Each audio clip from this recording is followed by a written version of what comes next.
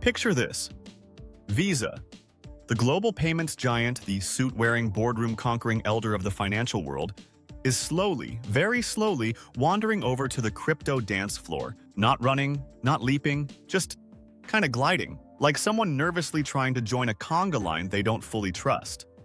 On the other side of the room, you've got stablecoins, the crypto cousins who wear hoodies, know how to code in 3 languages, and claim they're the future of money while still living off VC-funded kombucha.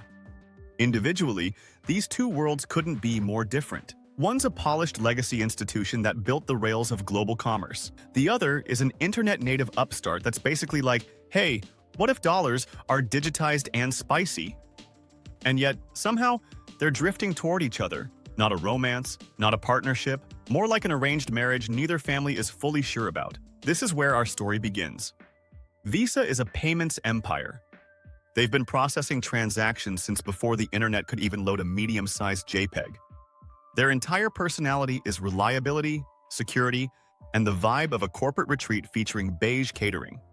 Stablecoins, meanwhile, are digital assets designed to mimic a regular US dollar, except they settle at internet speed and don't require a bank to whisper approved in the background. They're programmable, they're global, they're fast. And they terrify traditional finance in the same way teenagers terrify mall security guards. So why is Visa suddenly experimenting with stablecoin settlements? Simple. Visa isn't dumb. They know a financial migration is happening, a shift from bank-based money movement to blockchain-based rails. And they would very much like to still exist when the dust settles. But they can't just jump in head first. Visa moves with the speed of a glacier doing yoga. So instead, they're dipping one cautious corporate toe at a time into the Web3 ocean, usually while someone from legal screams in the distance. The big question is this: are Visa and stablecoins actually compatible? Or is this going to be one of those awkward partnerships where everyone pretends it's fine until the earnings call? Because Visa lives in a highly regulated universe. Stablecoins live in a universe where people use phrases like degen without blinking. But the more we look at it, the more it feels like this slow-motion union is kind of inevitable. Visa's entire business model is selling trust. Stablecoins' entire purpose is enabling faster, borderless, programmable money. Put them together, and you get a system where your payment card could settle transactions in real time, not days, not hours, but seconds. Imagine buying something online and instead of the funds taking a scenic tour through the banking system, they just snap into place like a Lego block. But Visa doesn't want chaos. They want stability. Stablecoins on their best behavior can offer exactly that, without the wild price swings that make Bitcoin look like it has commitment issues. So Visa dips, and tests, and pilots, and releases press statements that sound like they were written by someone carefully avoiding panic in the traditional banking sector. Let's zoom in for a moment. Visa has been partnering with a few stablecoin issuers to settle transactions on-chain. Not your entire purchase, just the behind-the-scenes part. It's less Visa is going crypto, and more. Visa wants faster plumbing. It's like installing smart pipes in a 50-year-old house. But here's where things get weirdly futuristic. They could eventually become the bridge between mainstream consumers and blockchain-based money movement without people even realizing it. If Visa does its job right, you'll tap your card, and behind the scenes, a stablecoin might be sprinting across a blockchain like a caffeinated messenger pigeon, and you won't even know. This is exactly how Visa likes it. They didn't become a trillion-swipe empire by asking users to understand settlement layers. Visa wants crypto to behave itself. Stablecoins want legitimacy. Both want adoption. This is the financial equivalent of two business partners staring at each other across a conference table and going, okay, let's try not to ruin this. Now let's talk incentives. Visa sees stablecoins as a way to cut costs. Banks charge fees for settlement.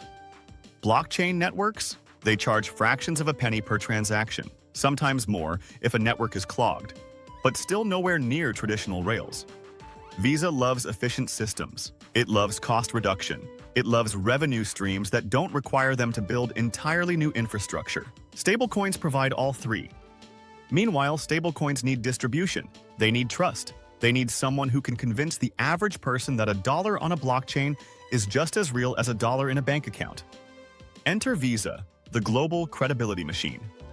If Visa plays this right, stablecoin networks become their new backend. If stablecoins play this right, Visa becomes their distribution superpower. Everybody wins, except maybe the banks who suddenly realize the 48-hour settlement window they've been defending for decades looks like dial-up internet. But let's address the elephant in the room: regulation. The word that makes crypto freeze like a deer hearing a twig snap. Visa is not about to partner deeply with anything that isn't legally bulletproof. So the stablecoins they work with must be regulation-friendly, fully collateralized, audited, and probably wearing a tie. This means most algorithmic stablecoins are out. Anything that collapsed spectacularly in the past, not getting invited to the Visa family barbecue. Visa wants stablecoins that behave like boring digital dollars.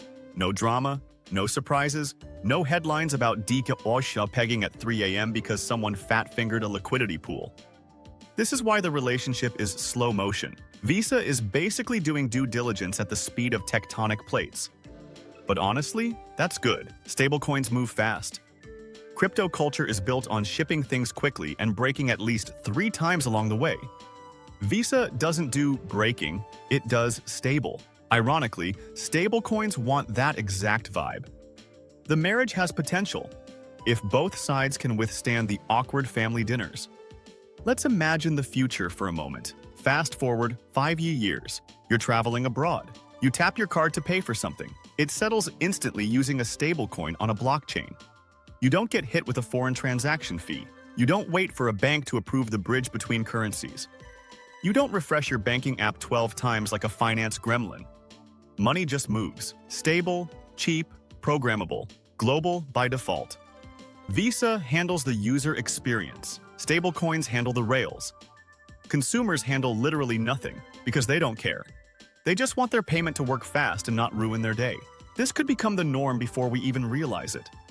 The future rarely announces itself with fireworks. Sometimes it just quietly slips into your wallet and pretends it was there the whole time. But here's the thing: Visa integrating stablecoins doesn't just make payments faster, it makes crypto boringly normal.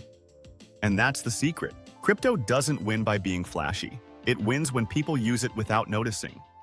Visa is the Trojan horse. Stablecoins are the silent engine inside the horse, and banks are standing outside the city walls like, wait, is this safe? No one knows, but the horse is definitely moving. Every major shift in financial history happened slowly, until suddenly it didn't. And Visa adding stablecoins is one small domino in a much bigger chain reaction. Because once Visa does it, MasterCard takes notes, banks take notes, merchants take notes. Regulators pretend they weren't caught off guard even though they absolutely were. This union may be slow motion now, but once the pieces line up, it'll move fast, very fast. So what do we take from all this? Visa and stablecoins aren't an odd couple. They're the predictable outcome of 2 systems evolving toward each other, one stable and old, the other young and efficient. Visa wants speed, stablecoins want legitimacy, consumers want ease, developers want programmability, regulators want control, investors want upside. And somehow, all roads point to blockchain-based money quietly sliding into the mainstream. This isn't about crypto replacing card networks. This is about card networks absorbing crypto until the boundaries blur. In 20 years, we won't be debating whether stablecoins will integrate with payments. We'll be wondering how we ever lived without instant global settlement. That's the slow-motion union everyone's watching. Whether it's a marriage of convenience, strategy, or mutual benefit, it's happening. And watching Visa tiptoe its way into stablecoin land is honestly one of the funniest, most fascinating corporate sagas of the decade. If you enjoyed this little tour through the creepiest slow-burn romance in fintech, stick around. Because the economy is evolving in strange, beautifully chaotic ways, and here on Neural Nickels, we're here to narrate the weirdness.